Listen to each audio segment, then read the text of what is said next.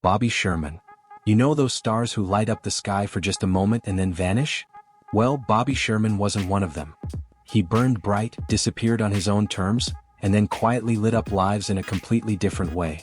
Most people remember him as the dreamy singer from the 60s, the sweet guy from Here Come the Brides, or the chart-topping pop idol. But what they didn't know, what none of us knew until much later, was that Bobby had a whole secret life. One filled with hidden love, heartbreaking choices, and ultimately personal bravery. So let's start at the beginning. Born Robert Cabot Sherman Jr. on July 22, 1943, in Santa Monica, California, Bobby had a pretty typical Southern California childhood. Music was in his blood early on. He taught himself to play instruments like the trumpet and guitar and had a knack for performing. But he wasn't just talented, he was grounded, kind, and endlessly curious. After graduating from Birmingham High School in Van Nuys, he enrolled at Pierce College in Woodland Hills. It was there that his musical talent caught the attention of someone who'd change his life forever, fellow singer and actor Sal Mineo. Sal cast him in a rock and roll musical, and suddenly Bobby was in. That one opportunity opened the door to television, where he quickly became a teen sensation. By the late 1960s he was starring as Jeremy Bolt on Here Come the Brides. That role launched him into superstardom. He was sweet, shy, and instantly lovable, basically, every teenage girl's dream. And the music? Oh, it took off like wildfire. With songs like Little Woman, Julie, Do You Love Me, and Easy Come, Easy Go, Bobby's face was everywhere. On TV, in magazines, on posters, even lunchboxes. He had fan clubs by the thousands. He appeared on American Bandstand, The Ed Sullivan Show, and countless other variety specials. But the fame came fast and the spotlight never blinked. He was living every young performer's dream, and yet, not quite. Because Bobby had a secret. One he couldn't share, not with the press, not with fans, not even with many of his friends. Bobby Sherman was in love, but with men. And in the 1960s and 70s, that wasn't just taboo, it was career-ending. So he hid it. Carefully. Painfully. Silently. In a deeply personal and never-published memoir draft that surfaced years later, Bobby revealed what he couldn't say at the time. He wrote about a series of private hidden relationships with some of the most well-known actors of old Hollywood. Men who, like him, had to live in the shadows to survive. One of the most tender stories he shared was about Tab Hunter, the iconic matinee idol of the 1950s who eventually came out publicly in his own memoir. Bobby and Tab met at an industry event. They clicked immediately, drawn together by the shared experience of masking their truth in front of the world. We both knew the stakes were high, Bobby wrote.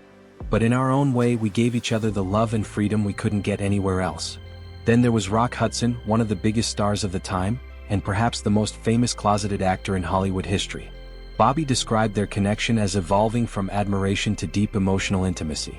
They met in the early 1970s while working on a charity concert. Rock had the most infectious laugh, Bobby remembered.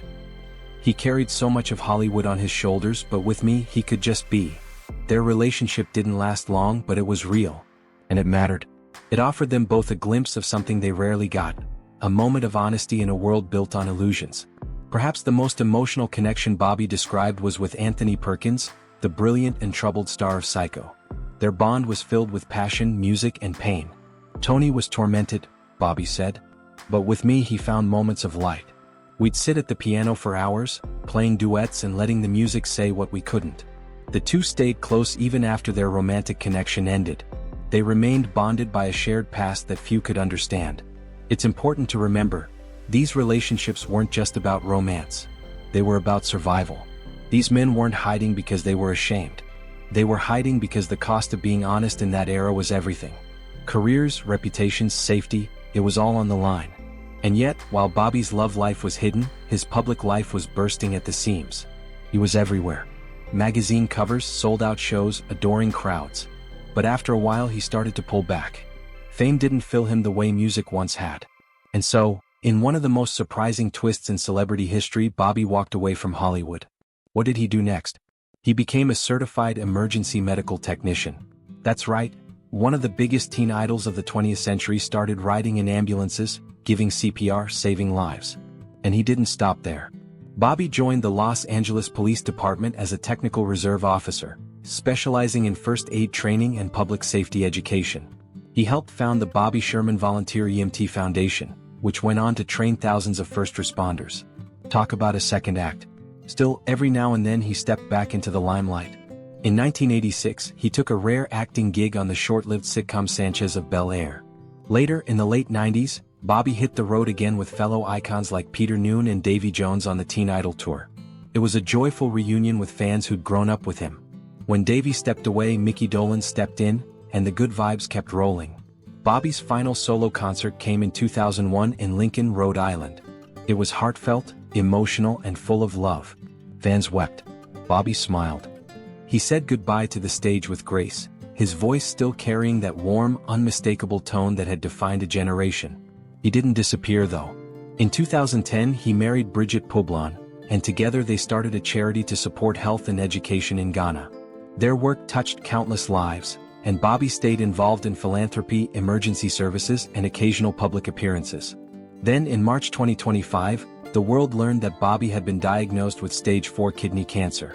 The announcement came quietly with dignity in a message from his family. Fans were devastated.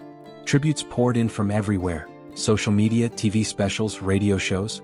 People shared stories, photos, and gratitude for the joy he'd given them.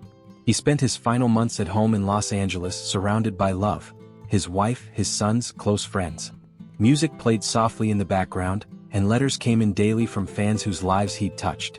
On June 24, 2025, Bobby Sherman passed away peacefully at the age of 81. The reaction was immediate. Tributes flooded in from old co-stars, fellow musicians, emergency responders, and fans who'd grown up loving him. They didn't just remember him as a pop star. They remembered the man, the healer, the teacher, the quiet hero. His life wasn't just about being on stage. It was about being there for people, on their worst days, in their most vulnerable moments, without applause, without recognition. And maybe now, as the world reflects on his legacy, Bobby Sherman can finally be seen completely, not just as a teen idol, but as a man who lived a beautiful, complicated, courageous life. So, if you've ever hummed along to Julie, Do You Love Me, or flipped through an old teen magazine with his face on it, just know this: the man behind that smile had a story no one ever told. Until now. If you found this story moving, eye-opening, or simply inspiring, make sure you hit that like button, subscribe for more powerful stories from music and film history, and leave a comment with your favorite Bobby Sherman memory. Let's keep these legends alive, not just for the fame they had, but for the lives they touched.